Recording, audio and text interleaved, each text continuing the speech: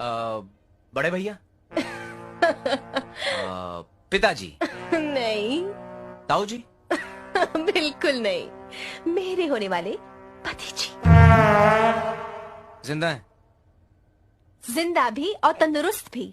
और अगर उन्होंने आपको इस हालत में देख लिया ना, तो आपकी सेहत के लिए काफी हानिकारक हो सकता है। हैं?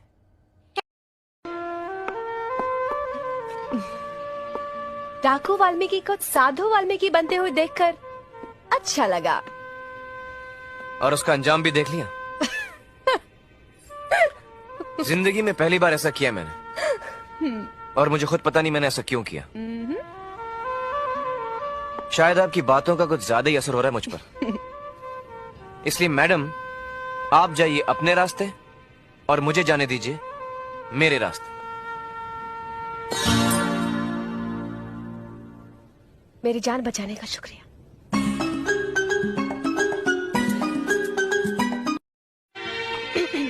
देव, किसी ने तुमसे कहा कि तुम गुस्से में बहुत अच्छे लगते हो। अब वैसे भी अच्छे लगते हो। देखो, ये तस्वीर कितनी अच्छी है, इसे मैं रख लूं? तुम कमाल करती हो प्रिया। कल तक तुम्हें मेरे साथ देखे जाने में इतराज था, और आज तुम। देव, मैं तुम्हारे साथ देखी जाती हूँ तो बदनाम होती हूँ, तुम्हारे साथ नहीं देखी जाती हूँ तो और बदनाम होती हूँ। तो इससे अच्छा ना तुम्हारे साथ ही देखी जाऊं, है ना? अब चले वो आपकी डार्लिंग दादी माँ से मिलने। दादाजी, काश तुम कभी तो मेरा विश्वास करती प्रिया।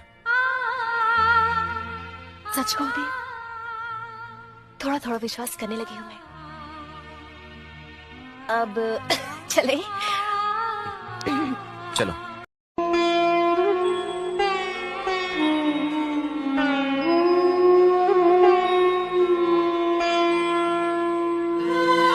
कितनी मासूमियत, कितनी सादगी। ऐसा लगता है जैसे आसमान से कोई परी उतर आई। हाँ? कुछ कहा तुमने? नहीं नहीं, वो चुपचाप प्रार्थना करो।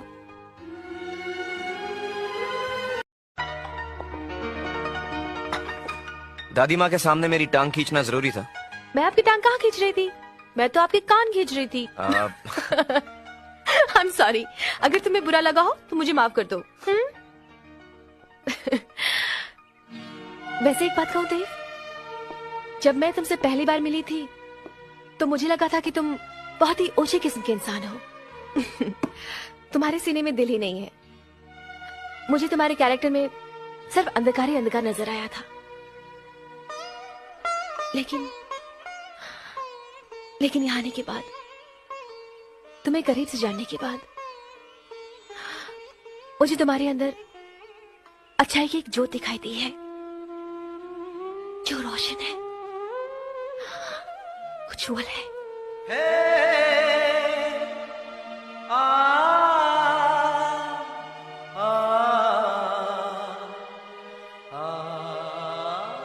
ज्योत खुद ब खुद नहीं जलती प्रिया, जब तक उसे कोई जलाने वाला ना हो।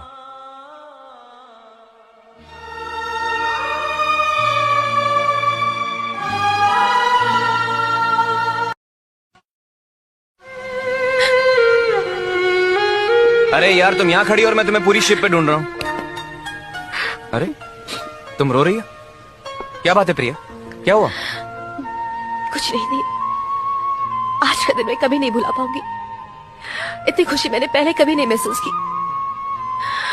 इतना प्यार, इतना अपनापन, इतनी खूबसूरती देखे मेरे आंखों में आंसू आ गए। दादी माँ से मिलाने का बहुत बहुत शुक्रिया। शुक्रिया तो मुझे तुम्हारा अदा करना चाहिए। कितना प्यार दिया तुमने दादी माँ को।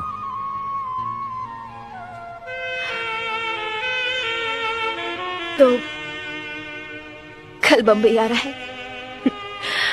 मैं अपने रास्ते और तुम तुम्हारे रास्ते।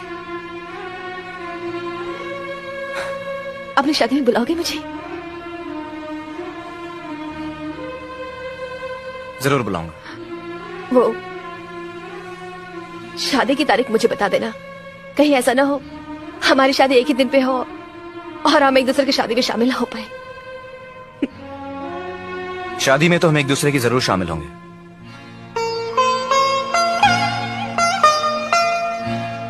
मैं जानता हूं प्रिया, इस वक्त मैं तुम्हारे प्यार के काबिल नहीं। मेरे पास तुम्हें देने के लिए अपने प्यार के सिवा और कुछ भी नहीं। लेकिन मुझे एक मौका दो प्रिया, मैं अपने सारे ऐशो आराम, वो लापरवाही की जिंदगी, सब कुछ छोड़ दूंगा। मुझे 6 महीने का वक्त दो प्रिया। मैं अपने पैरों पे खड़े होके अपने आप को तुम्हारे प्यार के काबिल बना के दिखा दूंगा। अपना एक छोटा सा घर बनाकर तुम्हें वहां बहुत प्यार से रखूंगा प्रिया। तुम्हारे कदमों में दुनिया की सारी खुशियां डाल दूंगा। बस मुझे 6 महीने का वक्त दो प्रिया। किस 6 महीने की बात कर रहे हो देव? अगले महीने मेरे से शादी होने वाली है। देखो, तुम्हारे 2 महीने पूरे हो चुके हैं। अब मेहरबानी करके यहाँ से चले जाओ। And for God's sake, leave me alone. चला जाऊंगा। इस कमरे से नहीं, तुम्हारी जिंदगी से हमेशा के लिए चला जाऊंगा। बस एक बार मेरे सर पे हाथ रख के कह दो कि तुम मुझसे प्यार नहीं करती हो। खाओ कसम और तोड़ दो मेरा भ्रम।